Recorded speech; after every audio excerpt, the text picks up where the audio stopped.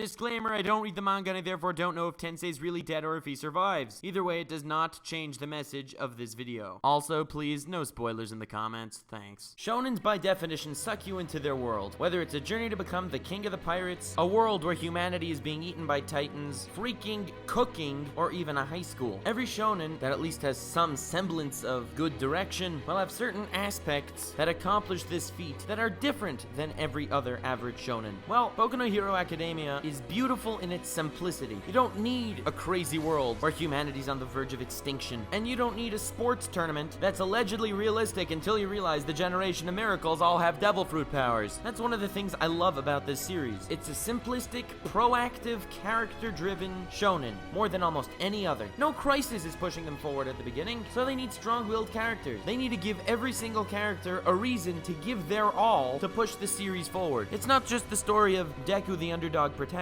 that against all odds manages to become something. It's about Deku, the underdog protagonist, full of passion, trying to get somewhere where everyone else is as passionate as he is, for whatever reason that may be. I don't need to tell you much about the characters at this point, except for one. Another beautiful fact about all of these characters, for the most part, they are a trope on their own, and it's such a large cast in this one class, you don't feel bogged down by the cliche aspects of any individual, because everyone together gets rid of all the redundant issues you may have with character archetypes. You often see an underdog protagonist, and you often see a self-righteous bully. You often see the slightly emo, everything I care about is revenge type people, and so on and so forth for almost every member of their class, but how often are they together? Iida is a perfect example of a simple character trope done right. You have a character who's literally the biggest goody two-shoes on the planet, yet you don't hate him because you see how simple his mind works. He's not a goody two-shoes because he's an asshole. He just follows the rules because the rules are there. He's such a straightforward-minded, simple, big-hearted character, you just can't help but love him. Every screen this guy's in, even though he's for the most part in the background, making all those weird, awkward hand motions, this guy brings joy to every screen he's in, and it only grows every single time you see him. His development as a character until Tensei's death was minimal to the point of non-existent. Yet, in the little screen time he's had as just a background face, everyone likes him. Nobody loves him because nobody knows him that well, but he is a character that is slowly growing on the audience throughout the entire series. As I said, everyone has a passion, and this guy's passion is basically to become more like his brother, who is his idol. And for the little we even know about Iida, we know how he idolizes his brother for being a hero and an impressive commander and someone who fights for justice and all that lovely stuff. Iida's also the type of character that until now, no one wants anything bad to happen to this sweethearted dude. And then he gets a phone call changing everything. Everyone felt horrible for him even though we didn't know Tensei when he died. And that is some beautiful writing and development. Tensei's death from another angle was the world of My Hero Academia thus far was heroes beating villains. You had your villains that showed up, you had your heroes that came by, took them down, no problem. And even the mega surprise attack at the end of season 1, in the end of the day, Emo Kakashi got a bit injured, but he will be totally fine. And it gave us an epic fight scene that destroyed the evil dude's plans and gave them a major setback. Yeah, I'm sure they'll come back because that's what villains do, but that was a complete victory on the good guy's side. So far, that's what we've seen the entire world. There are so many people that want to be heroes because being a hero is literally history's coolest job. Not only can you do what you want, not only do you have infinite reinforcements on your side, not only would no one in the right mind actually be a villain in this day and age, but anyone could get all the respect they'd want in the world. Being a hero is obviously the most coveted job, especially because every time a villain pops up, 15 heroes show up, take down the villain, and everyone's loved. There was a point in the series where I was scratching my head, who in their right mind would be a villain? Why do you even need so many heroes? Well, I guess you need so many heroes as a prevention against the villains, but I don't see how they'd all be busy all day. I don't know, maybe rescuing cats out of trees, but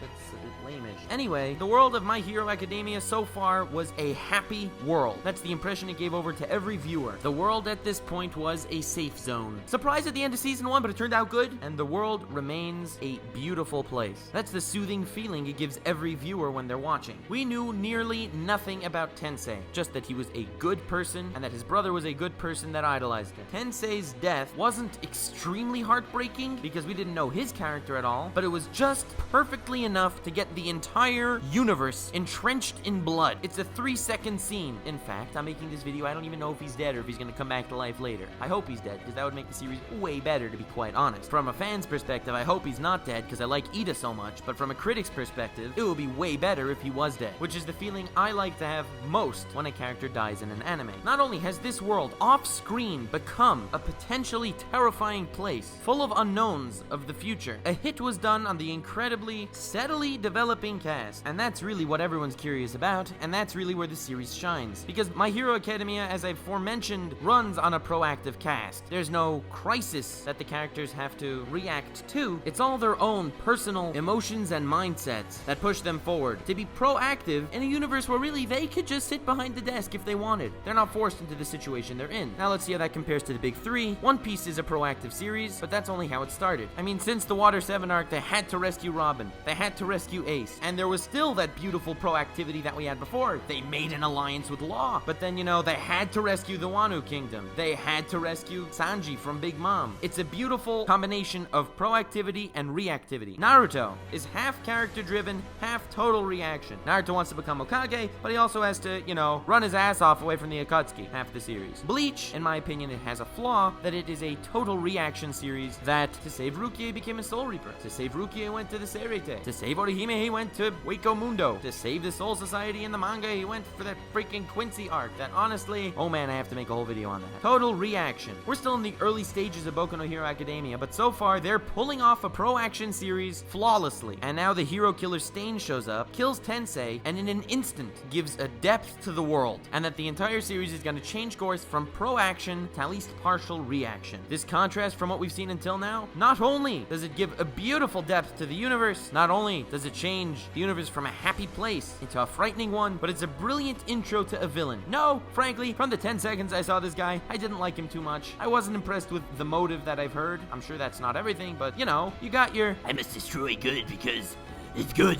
And that's why, because I'm evil. Now, those villains are usually my least favorite villains, but the introduction to this guy was so truly phenomenal. I really look forward to seeing what this guy is gonna do. Not to mention the 3-stage reaction of Iida, him calling his brother to tell him how he should be proud of him, to Iida losing and to being down about his loss, and to finally hearing the bad news, was brilliant writing from that perspective. However, that's only the tip of the iceberg as far as what the death of Tensei gave the Boku no Hero Academia universe. Ladies and gentlemen, that's in a death. A simple death on a simple character that we've only seen for a total of probably less than 30 seconds. I hope you enjoyed this video and maybe you even saw something you didn't see before. If you'd like to see more of these, feel free to let me know in the comment section, and I also kind of can tell by the like-dislike ratio, if you know what I mean. Truthfully, I was considering doing What's in a Death for the brutal gore in Attack on Titan, so let me know if you want something like that. Also, feel free to follow me on Twitter at Nux_Taku. Leave me suggestions of what you'd want to see next time, be it parody, be it analysis. I hope everyone has a most wonderful evening, and I'll see you next time.